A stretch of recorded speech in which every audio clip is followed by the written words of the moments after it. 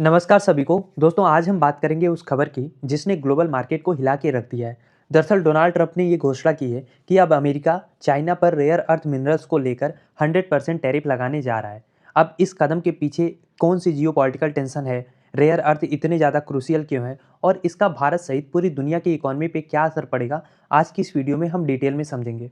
तो दोस्तों, हुआ ये है कि डोनाल्ड ट्रंप ने फिर से वही काम किया है जो वो अपने कार्यकाल के दौरान कई बार कर चुके हैं।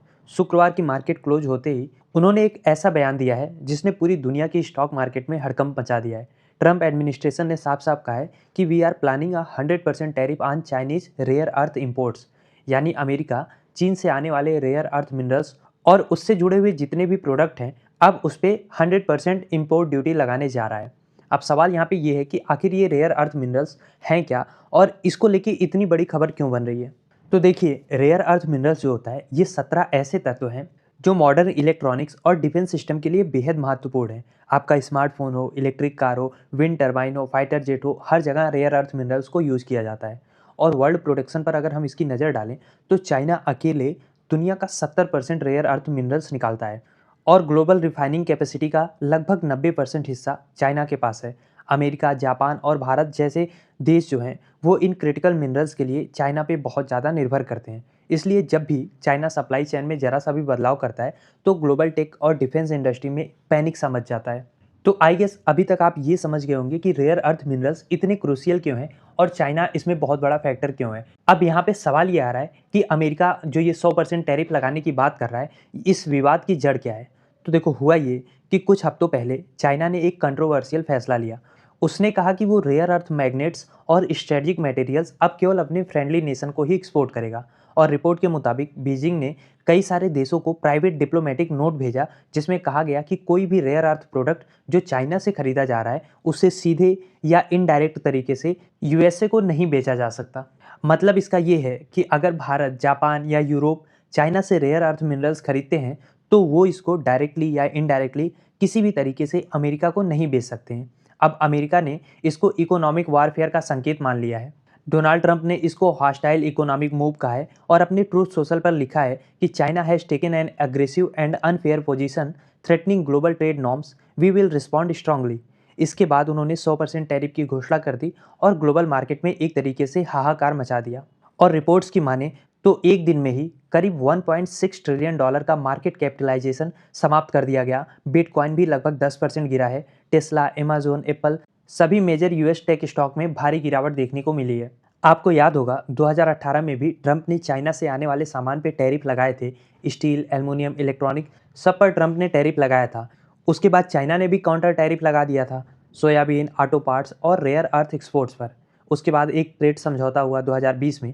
लेकिन इस बार तो रेयर अर्थ को लेकर ही नई लड़ाई शुरू हो चुकी है और ये लड़ाई और भी खतरनाक होने वाली है। वजह उसका ये है क्योंकि इस बार मामला केवल ट्रेड का नहीं है बल्कि टेक्नोलॉजी के डोमिनेंस का है, क्योंकि बिना रेयर अर्थ मिनरल्स के किसी भी टेक्नोलॉजी में आगे बढ़ना नेक्स्ट टू इम्पॉसिबल है। और चाइना की पॉलिसी अब साफ दिख रही है कि वो अपने क्रिटिकल मिनरल्स को एक स्ट्रेटजिक वेपन की तरह इस्तेमाल कर रहे हैं।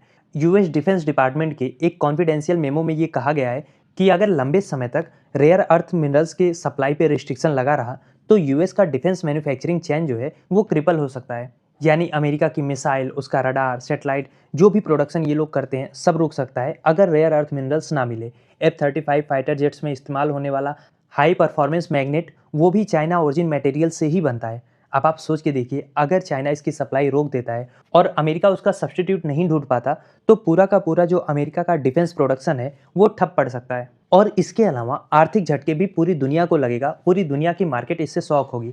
ब्लूमबर्ग और रॉयटर्स दोनों का कहना है कि इस विवाद से ग्लोबल इन्फ्लेशन बढ़ेगा, क्योंकि रेयर अर्थ की कमी का असर हर उस इंडस्ट्री पे पड़ेगा जो इलेक्ट्रॉनिक्स, ईवीज और ग्रीन एनर्जी टेक से जुड़ी हुई है। और अगर अमेरिका वाकई में 100% की टैरिफ लगाता है, वापस से चाइना भी उसी तरीके से रिटेलिएट करता है, तो ग्लोबल इलेक्ट्रॉनिक का जो मैन्युफैक्चरिंग है उसका कास्ट 5 से 8% तक बढ़ सकता है। इसका असर इमर्जिंग मार्केट पे भी जाएगा, खासकर भारत जैसे देशों पर जो अभी ईवी मिशन और सेमीकंडक्टर में निवेश करना शुरू कर रहे हैं।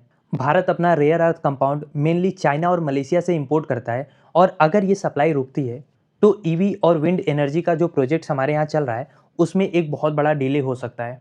अब बात करते हैं इसके पॉलिटिकल बैकड्रॉप की। देखो, डोनाल्ड ट्रंप हाल के दिनों में काफ़ी नाराज़ हैं, हमको आपको सभी को पता है, क्योंकि एक तो बेचारे को नोबेल पीस प्राइज़ नहीं मिला है, वहाँ पे वो पूरी तरीके से इग्नोर किए गए हैं।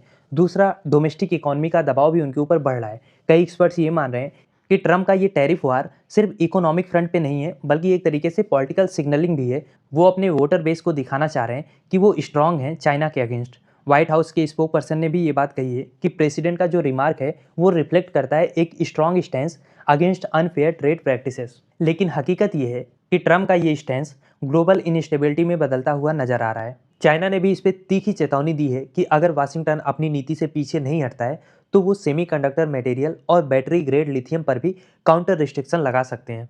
कुल मिला जुला के ग्लोबल ईवी इंडस्ट्री पे भी बहुत बड़ा खतरा मंडरा रहा है। लेकिन इस पूरी कहानी में भारत का एंगल बहुत ज़्यादा दिलचस्प है, क्योंकि भारत के पास भी रेयर अर्थ के रिजर्व्स हैं, खासकर उड़ीसा, केरला और आंध्र प्रदेश में। लेकिन अभी हमारी रिफाइनिंग कैपेसिटी बहुत कम है। हालांकि हाल के समय में भारत जापान और ऑस्ट्रेलिया के साथ मिलकर क्रिटिकल मिनरल सिक्योरिटी पार्टनरशिप का हिस्सा बना है, ताकि चीन से अपनी डिपेंडेंसी को कम कर सके। कुछ रिपोर्ट्स के मुताबिक भारत और America rare earth refining plants बनाने के लिए प्रिलिमिनरी बातचीत शुरू कर चुके हैं, और अगर ऐसा होता है तो ये इंडो पैसिफिक क्षेत्र के लिए एक स्ट्रेटेजिक ब्रेक थ्रू साबित होगा। यानी चाइना और अमेरिका का ये विवाद भारत के सामने दो स्थिति खड़ा करता है। एक तरफ अवसर है जहां अमेरिका और जापान अब अल्टरनेट सप्लाई चेन चाहते हैं, तो भारत खुद को रेयर अर्थ प्रोसेसिंग हब के रूप में पेश कर सकता है। लेकिन दूसरी तरफ अगर ग्लोबल डिमांड और प्राइस दोनों बढ़ गए तो फिर मैन्युफैक्चरिंग सेक्टर पर दबाव बढ़ जाएगा। ईवी बैटरीज, स्मार्टफोन इंडस्ट्री और डिफेंस कंपोनेंट्स का कॉस्ट जो है वो बहुत ज़्यादा बढ़ जाएगा। और सरकार ने इसी कारण से हाल में नेशनल मिनरल सिक्योरिटी पॉलिसी पर भी काम शुरू किया है, ताकि क्रिटिकल मिनरल्स के डोमेस्टिक एक्सप्लोरेशन को बढ़ाया जा सके। अगर भारत इस मौके को पकड़ लेता है तो आने वाले दशक में रेयर अर्थ डिप्लोमेसी में हम बहुत महत्वपूर्ण भूमिका निभा रहे होंगे। दोस्तों, हमें यहाँ पे चर्चा एपिक समिट की भी करनी होगी, जो इस साल साउथ कोरिया में होने वाली है। ट्रंप और शी जिनपिंग दोनों वहाँ पे मौजूद रहने वाले थे, और इसी सम्मेलन में उनकी 1-to-1 मीटिंग भी होनी तय थी। लेकिन अब ट्रंप ने साफ कहा है कि हो सकता है कि वो शी जिनपिंग से मुलाकात भी ना करें। यानी समिट से पहले ही जो डिप्लोमेटिक चिल है वो बढ़ चुका है। और अगर सच में ये मुलाकात रद्द होती है तो ये घटना यूएस चाइना रिलेशन के लिए एक डिसाइसिव कोलैप्स साबित हो सकती है। दुनिया की दो सबसे बड़ी अर्थव्यवस्थाओं में अगर सीधा संवाद बंद हो जाता है तो फिर ग्लोबल मार्केट लंबे समय तक राहत में नहीं रह पाएगी। अब यहाँ पे लोगों के अलग अलग मायने भी हैं। कुछ लोगों की चिंता ये है कि अगर रेयर अर्थ सिक्योरिटी चैन इस तरीके से लंबे समय तक डिसरप्ट रहेगा तो टेक सेक्टर में ले ऑफ और स्लो डाउन भारी मात्रा में देखने को मिल सकता है।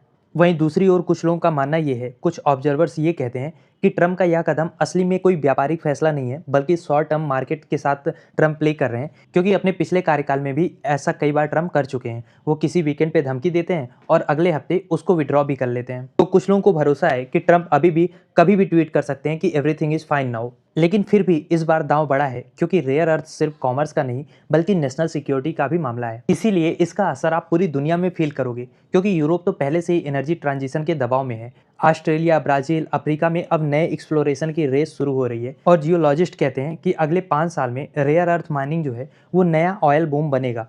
लेकिन माइनिंग से जुड़ा हुआ इन्वायरमेंटल लोड भी बढ़ने वाला है, क्योंकि ये प्रोसेस इससे बहुत ज़्यादा टॉक्सिक वेस्ट उत्पन्न होते हैं। इसीलिए असली चुनौती पूरी दुनिया के सामने ये है कि एक तो चीन से निर्भरता को घटाना है, लेकिन इसके साथ साथ एक सस्टेनेबल अल्टरनेटिव भी बनाना है, ताकि हम अपने इन्वायरमेंट को भी प्रोटेक्ट कर सकें। दोस्तों, अब मेरा सवाल आपसे ये है कि आपको क्या लगता है, क्या हम रेयर अर्थ के जरिए ही दुनिया की अगली कोल्ड वार 2.0 की शुरुआत देख रहे हैं? क्या सोचते हैं आप इस बारे में? लिखिए अपनी राय कमेंट बॉक्स में।